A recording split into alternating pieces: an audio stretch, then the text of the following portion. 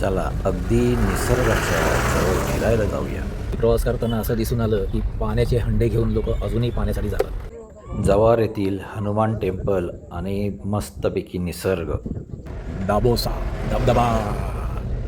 दाबोसा धबधबा जाताना असं घनदाट जंगलातून आणि पावसाच्या वातावरणातून जाण्याची जी मजा आहे ती काही वेगळीच आहे. रस्ता एकदम सुनसान, फक्त या रस्त्यावर आमचीच गाडी आहे. मग असं दाबोसं गाव येतं, त्याच्यातून असं मस्तपैकी छान प्रवास करत जायचा. आपण पर्यटन स्थळी येतो पण अशी घाण टाकली जाते प्लॅस्टिकचे आणि गाई गुरं ढोरं असं त्यांना खाल्लं जातं आणि हे खूपच चुकीचं आहे असं मला वाटतं. बरेच वर्षापासूनची इच्छा होती दाबोसा धबधबा बघण्याची, आज ती पूर्ण झाली. तुम्हाला देखील असं यायचं असेल तर इथं या आणि हा आनंद घ्या. 15 ऑगस्टपासून आता ही स्कायवॉकची सुविधा सुरू करण्यात येणार आहे, म्हणून थोडंसं इथं उंचावरून तुम्हाला मस्तपैकी छान बघता येईल धबधबा.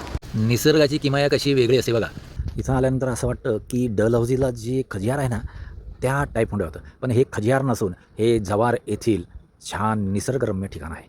जव्हार येथील ही वारली पेंटिंग पूर्ण जगप्रसिद्ध आहे आणि हे बनवणारे आहेत हे सगळे मूकबधीर लोक आहेत. इथे छान छान प्रोत्साहन म्हणून मी याच्यातली एक घड्याळ घेतली आहे. छान छान जी घड्याळ आहे ती मस्तपैकी बनवून देत असताना निसर्ग अशी झाडांची कमान आहे ना अशी तयार करतो. पावसाळ्यामध्येच नाही, जर आपण नेहमी अशी झाडं लावत राहिलो तर असा आनंद पावसाळ्यात नाही तर उन्हाळ्यात देखील त्याचा आनंद आपल्याला नक्कीच घेता येईल. फॉलो करायला विसरू नका.